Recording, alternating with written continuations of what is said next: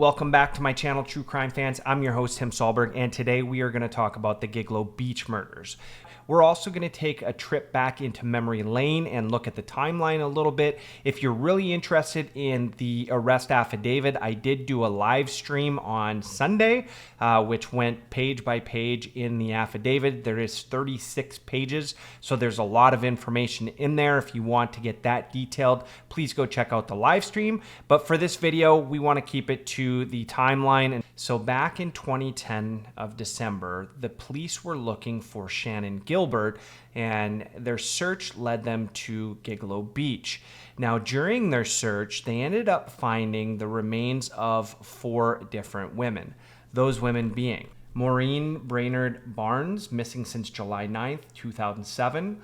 Melissa Barthélemy, who is missing since July 10th, 2009. Amber Lynn Costello, missing since September 2nd, 2010. And Megan Waterman, who is missing since June 6th, 2010. Now, keep in mind, currently Rex Heuermann is being charged with 3 counts of first-degree murder and 3 counts of second-degree murder. Now, I will highlight that Shannon Gilbert has not been tied back to Rex at this time or this case, but we wanted to highlight that the reason the police were there was looking for her since she had went missing. All right, so along with the discoveries of those 4 ladies, there was also discoveries of 6 other bodies. If you count Shannon Gilbert, the discovery of 5 other bodies. And in the arrest affidavit, you'll see that they have 10 sets of remains right now. However, only 4 of the victims have common traits, which are essentially sex workers who were contacted via Craigslist and were bound, tied, and disposed of all of the same way. Doesn't mean that Rex didn't have a hand in all of them, but at this point, the police have not charged him with any of the other murders or second-degree murders in this case.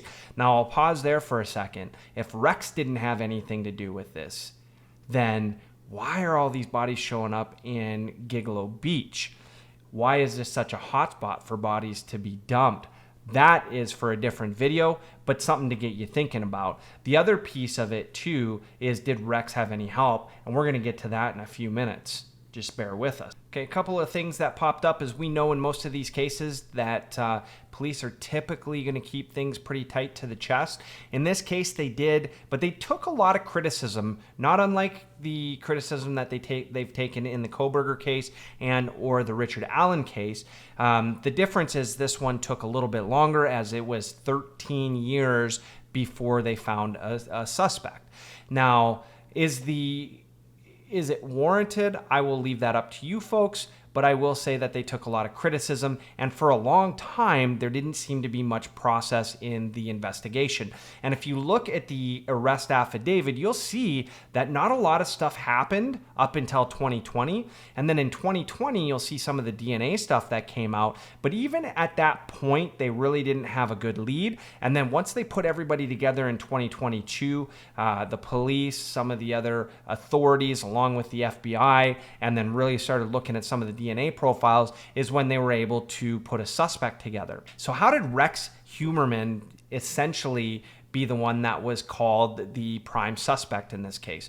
Well, there's a lot of things going on in the affidavit, and I can only speak to that, okay? Again, if you want a detailed version of the affidavit, please check out my stream from Sunday. You'll see page by page in there. But for all intents, purposes, and time purposes, basically what had happened was there was an eyewitness in the case that essentially seen Miss Costello on the night that she disappeared. And that person was able to identify a white male who was 6'2" to 6'6" and was driving a Chevy Avalanche. Now, there was a couple of things that popped up from there. In the description, it did say that there was some arguing going on, and it appeared that he was her boyfriend. Now, in the affidavit, it's not clear on how they come to that conclusion, but it does kind of lead you to believe that it was pretend. Either way, somebody had saw this, right? And Heuermann ended up having an Avalanche, which was pretty crazy, right? A couple other things that popped up over time. Now, Heuermann was arrested, and during his search, they did find some sadistic pictures and images, and then they also found some child pornography, which I think he'll be charged for at a later time. But what they were looking for was a pattern of things, pattern in his personality.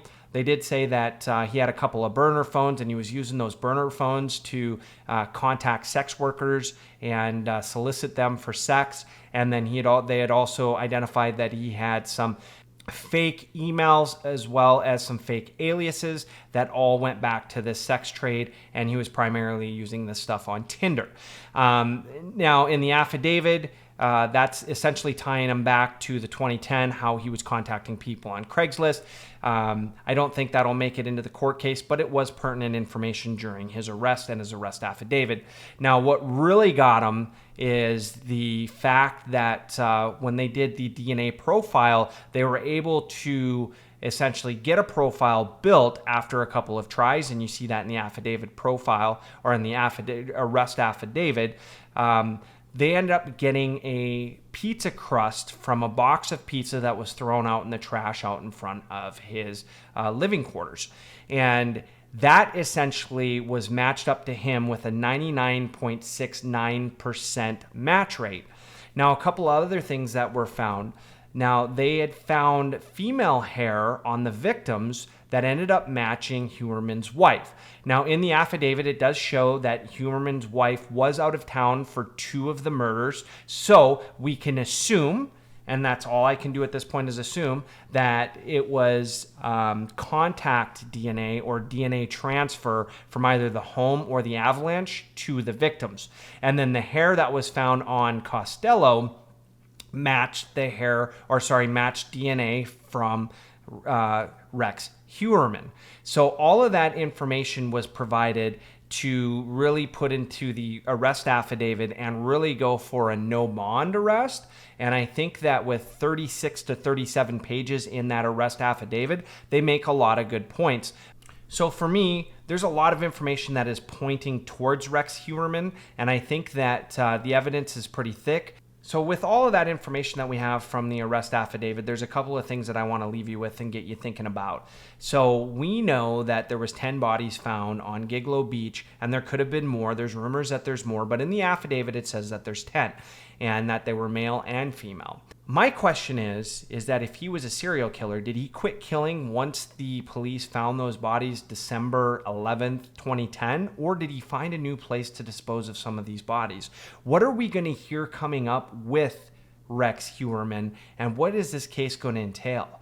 Are we going to find out that the wife actually didn't know anything at all, or did she know what was going on? These are all great questions that we're going to hear in court. Will he take a plea deal? Will he be a coward and not take a plea deal and not tell his story and where the rest of the bodies are, if there is more bodies? These are all great questions that we should be asking, and I'm sure that the DA is going to be asking, because it's hard for me to believe that somebody would do all of that killing in such a short period of time and just decide not to do anything. And in the arrest affidavit, you see that he does actually stalk some of the families by calling them from victims' phones and looking at their pictures online and stuff like that. This tells me that he's done it more and he's comfortable with what he did. So from that part, I want to hear from you folks. What do you think is the smoking gun in this case? Do you think that Rex Heuermann's innocent or guilty? And tell me the reasons why. Leave a comment down below. Also, if you like my content, definitely hit that subscribe button. We're continuing to grow the channel. It's slow going, but we are going to get it there. Again, it's a passion project, but we would like to make this a full-time gig at some point. And on that note, I hope everybody has a wonderful week, and I hope to see you back here on my next video. Hopefully right around Friday, we're going to be talking about Ann Taylor, the lawyer of Brian Kohberger. Have a wonderful week, everybody.